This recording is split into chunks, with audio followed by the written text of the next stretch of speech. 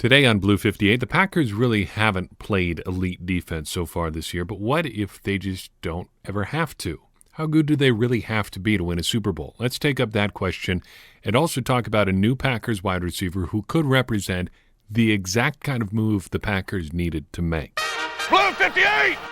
Hello and welcome to another episode of Blue 58, the one, the only podcast of thepowersweep.com. I'm your host, John Meerdink. Very happy to be with you here for another episode. Look at that. The Packers have a new wide receiver, and it is Seth Roberts. I think I got that name right. Didn't know he existed until yesterday when the news broke that the Packers had made a move at wide receiver. Been a fairly low-level player in the NFL for quite some time. 6'2", 295 pounds out of West Alabama, that hotbed of football talent that is the University of West Alabama. He is in his 7th year in the NFL, and statistically, Seth Roberts is just not going to wow you. He has 183 catches for just over 2,100 yards and 15 touchdowns in his career. Advanced stat stuff-wise, he's got 22-ish career explosive plays. Not great, but that's never going to be his role with the Packers. Kind of a middling athlete, nothing really super exciting about him. And yet, I think this is an interesting move for the Packers for a couple reasons. First, he is basically a true slot receiver. The Packers have not had one of those now in a couple of years, since Randall Cobb left the building, pretty much. You know, he's pretty much a traditional slot receiver because he just doesn't get very far down the field. We talk about average depth of target a lot on this podcast. He has never had one over 10 for any season he's been in the NFL so far, and we've got quite a few of them. He's running a lot of short routes, but he's been running them pretty effectively. Other than his rookie seasons, more than 50% of his catches have gone for first downs every season he's been in the NFL. And true, he's never been a 60, 70 catch guy, but he is getting things done when he does catch the ball. He also does that in a physical package that allows Brian Gutekunst to get the big-bodied guys that he likes to have. 6'2", 195 pounds is not enormous, but it's going to get the job done if and when he needs to block. This seems like a pretty good move. Is it a quote-unquote sexy move? No. Nobody was going to get excited about the possibility of acquiring Seth Roberts a week ago. If this news had broken on October 20th, nobody would have been like, oh my gosh, I hope this move works out and we can just get Seth Roberts in Green Bay. Then everything's going to be okay. If we can just get Seth Roberts all the way up to Wisconsin, all the Packers' issues at wide receiver are going to be solved. But is it a good move? I think so. He seems relatively reliable. He's healthy. He's a relatively big body. He does something the Packers don't have right now. To me, that seems about as good as it's going to get at this point in the season for the price. Unless the Packers pony up and really go all in on a receiver, which seems unlikely right now, this is probably as good as it's going to get. But getting a guy who can fill a role and fill it pretty well seems like a good get to me. And we'll talk a little bit more in a bit about guys who they might be able to get on defense. I'm not holding my breath for a big acquisition.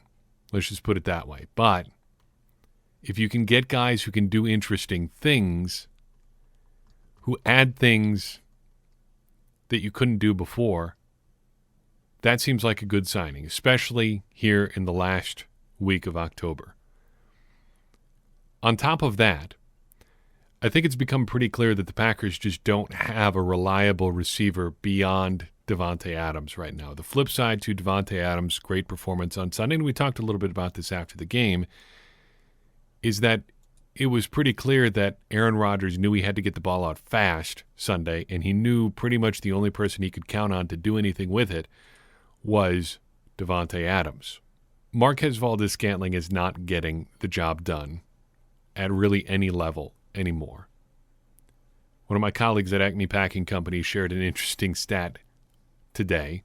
There are 17 players in the NFL who are averaging more than 15 yards per catch on more than 30 targets. 17 of them. Of those players, 16 have caught more than half of their targets. All right, so you've got players who are going deep down the field, or deep threats, getting the ball thrown their way at least 30 times this year, roughly 5 times a game if you're the Packers. 16 of those 17 have caught at least half of their targets. The 17th player is Marquez Valdes-Scantling. It's to the point where seems to be making the Packers' passing game actively worse. And we talked about it after the game. The Packers' third 3-and-out in a row in the second half. Marquez Valdes-Scantling runs a good route, gets past the sticks, is open. Aaron Rodgers delivers a ball that is on target, not perfect, but a very catchable ball, and MVS just flat out drops it. That's the trend for him this year. That's basically the player that he's been. As exciting as Week 1 was when he was getting deep, making big plays against the Vikings, we really haven't seen much of that since then. He's still a tremendously fast player, but it just gets all the more disappointing when you realize that he's probably one of the best 2 or 3 athletes on the field whenever he's out there. The Packers just need somebody who can be slightly better than that. Seth Roberts gives me a little bit of hope, at least, that he can reliably catch the ball, which is pretty much all the Packers are looking for at this point. Flipping over to the other side of the ball, we got a really good question this week on YouTube. Kevin asks, speaking of defense, I'd like to say we talk of having a good defense, but I want to put a goal to that versus a theory. Good to this fan, to Kevin, is a defense that keeps another team from scoring above 24 in the fourth quarter, assuming they force them to punt and not just the opposing offense chewing an ungodly amount of clock. Perhaps a sack a quarter or so, and a pick or the risk of one at least once a half. I think we assume because of the names we have, we expect an elite defense. I'll settle for one that, at minimum, makes third down conversions a real challenge for opposing teams. Just my thoughts. I have no numbers for my above beliefs. It would just be nice if our defense had at least something they could say they were great at. I think it's a really good question. There's a lot to unpack there, so I want to take a couple minutes with it. If you have questions, though, I would encourage you to get them to the show however you can, whether that's YouTube, whether that's email, thepowersweep1959@gmail.com, whether that's the contact page at thepowersweep.com, or Facebook or Twitter. Whatever it may be, get the question to the show. I'm more than happy to take them up. We've rarely been in a situation where we have too many questions. It happened a couple times, but I always love to get listener questions, and I love to ask or to answer questions however we can. I always figure if you've got a question, if you have something you're thinking about, go ahead and ask it. I know that saying that there are no dumb questions and then someone immediately asking a dumb question is kind of a cliche. I really think there aren't any dumb questions. And if we're going to all get smarter together, finding the answer to questions that people have together is the way to do that. And I think in media, there is increasingly a culture where people do not feel comfortable asking questions. I see it from a lot of other people, mainly in the national media, people who are asking questions of these people and getting snotty answers in reply. That really irritates me because we should all be trying to raise each other up as we try to understand things together. It costs nothing to be nice to somebody. And if somebody's asking a question in good faith, answer it however you can. And I think we're going to always try to do that on this show. But back to Kevin's question. I have a lot of thoughts about this. First, I do think it's fair, and I would push back gently on this, to expect the Packers to have a very good to elite defense.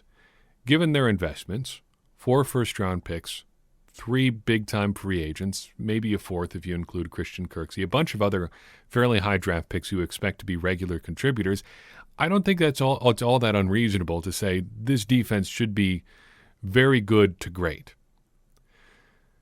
But the more interesting question, and I think at this point, given how the Packers have performed so far this year, the more important question is, do the Packers actually need an elite defense? Do they need a very good to great defense?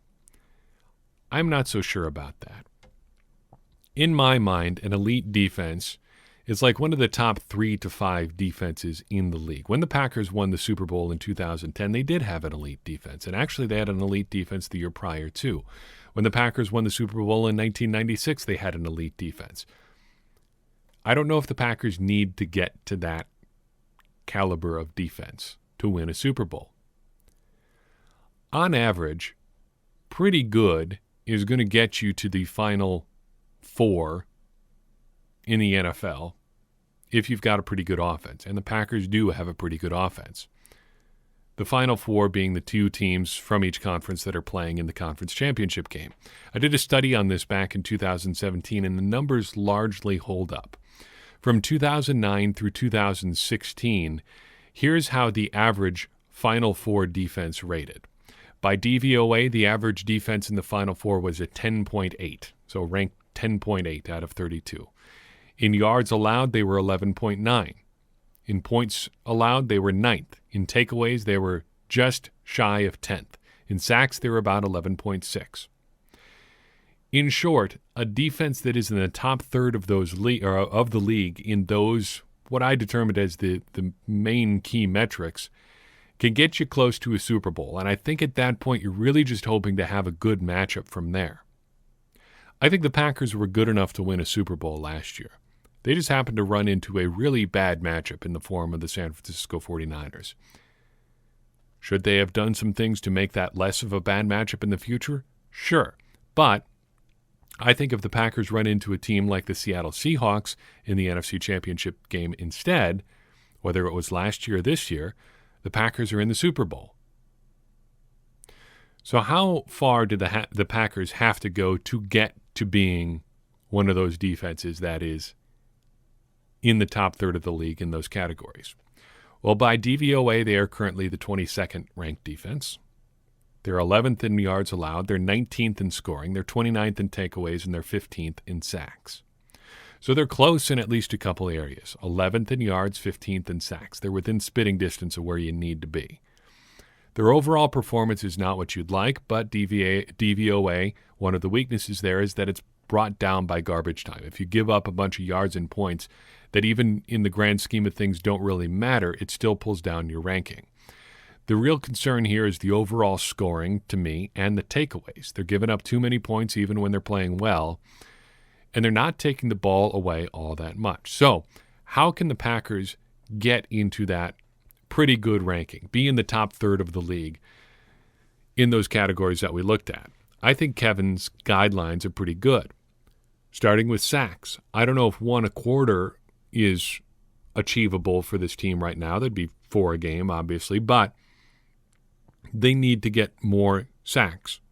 Pressure is good. Converting pressure is better.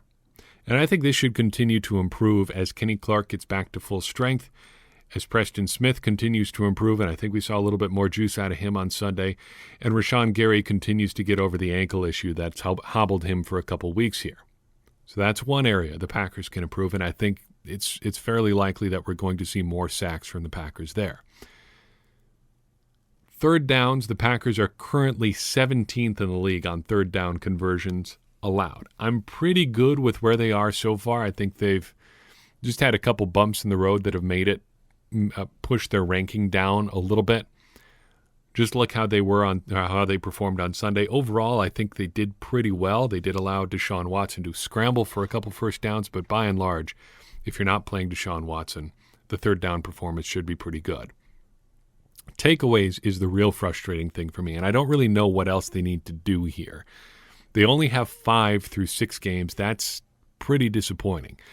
And in general, ball hawks have been way down from where they were last year. And I think you can almost pin that exclusively on 2 guys, Kevin King and Darnell Savage. Between the 2 of them, they've made exactly 1 play on the ball. Kevin King does not have an interception, a pass defensed, a sack, or a forced fumble this year, and Darnell Savage has just 1 pass defensed.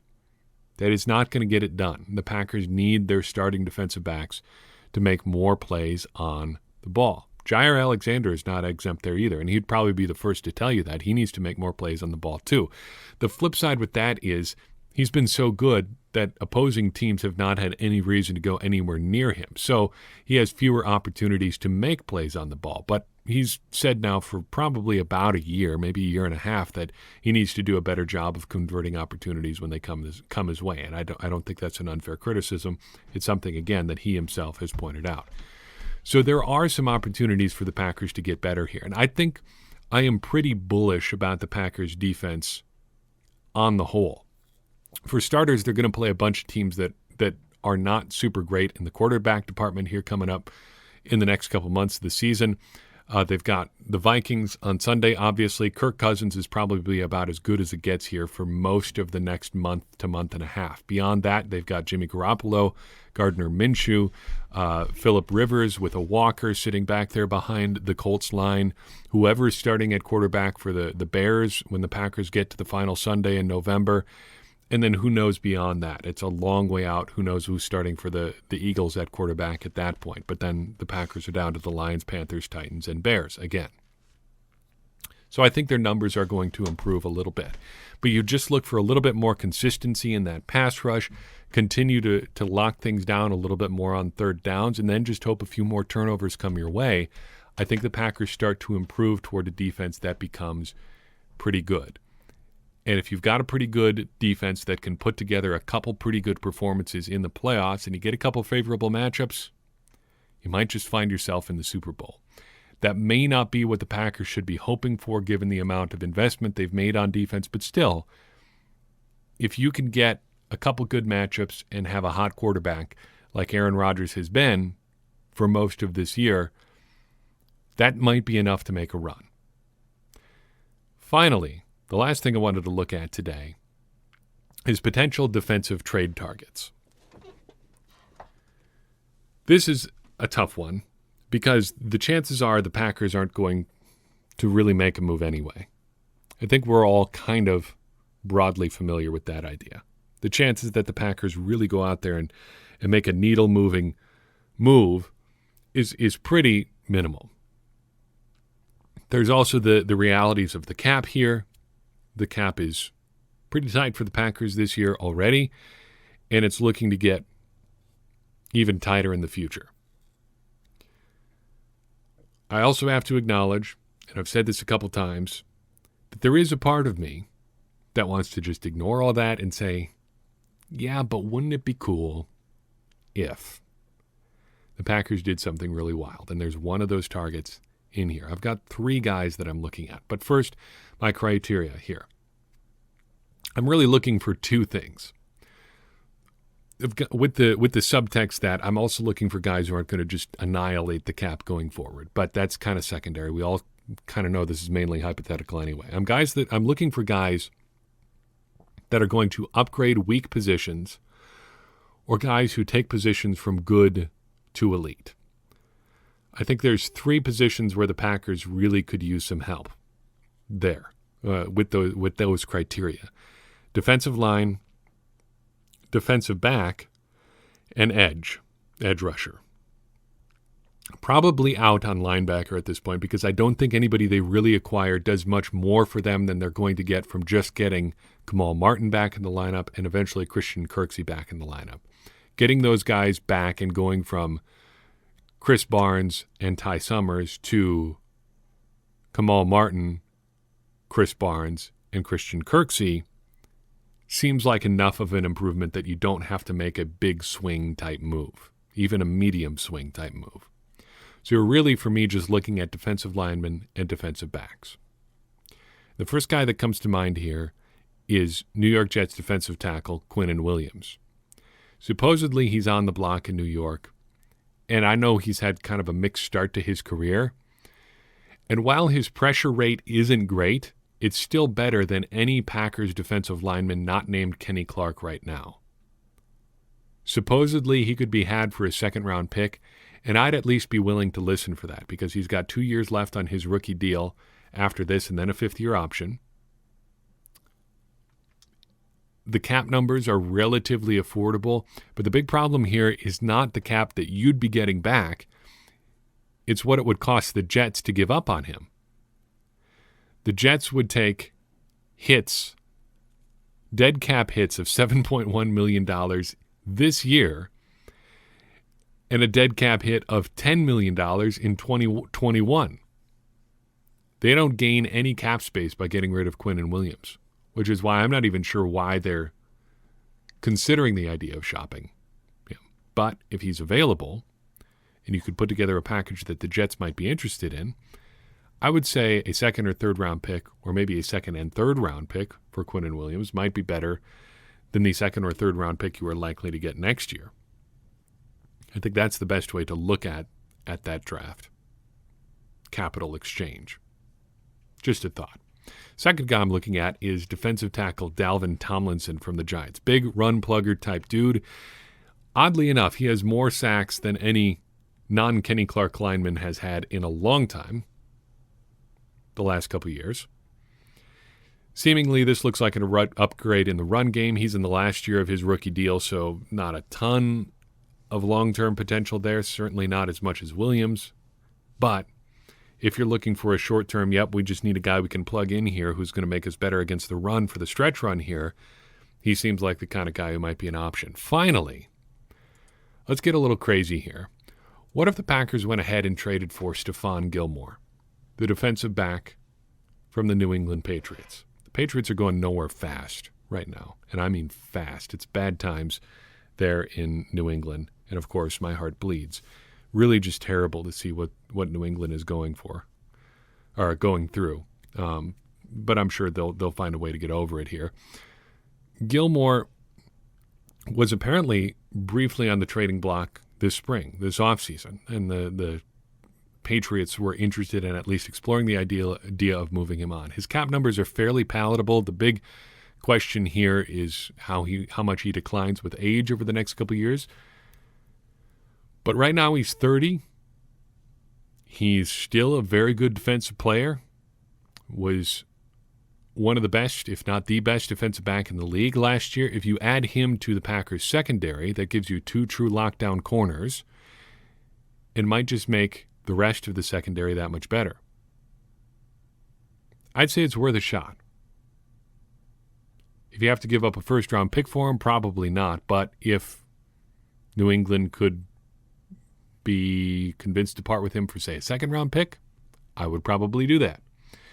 And we're selling really low here, obviously. But these are at least the kind of things you have to be thinking about. And if those trades seem unrealistic, there's probably a reason why the Packers aren't trading.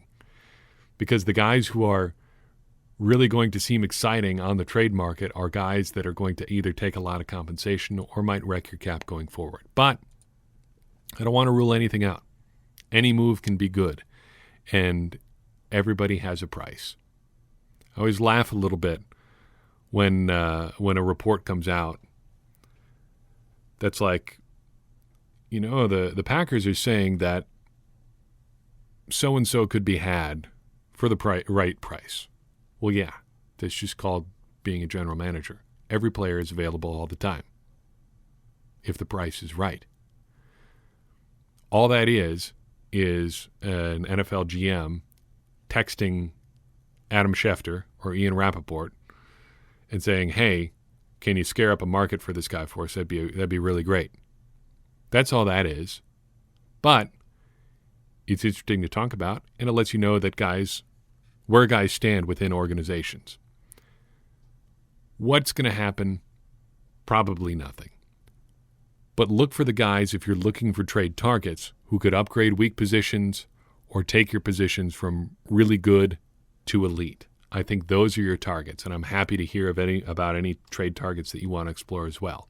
So I've got for you in this episode. I do appreciate you listening in.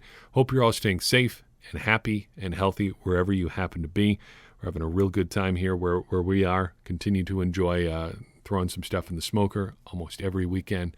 Life's good, man, and I hope life is good where you are as well. If you enjoyed this show and you think somebody else would benefit from hearing it, do me a favor, go ahead and share it with somebody. That's going to help more people find the show, help us grow this conversation we're having about the Packers, and ultimately help all of us become smarter Packers fans. Because as I always say, smarter Packers fans are better Packers fans, and better Packers fans are what we all want to be. I'm your host, John Meerdink. We'll see you next time on Blue 58.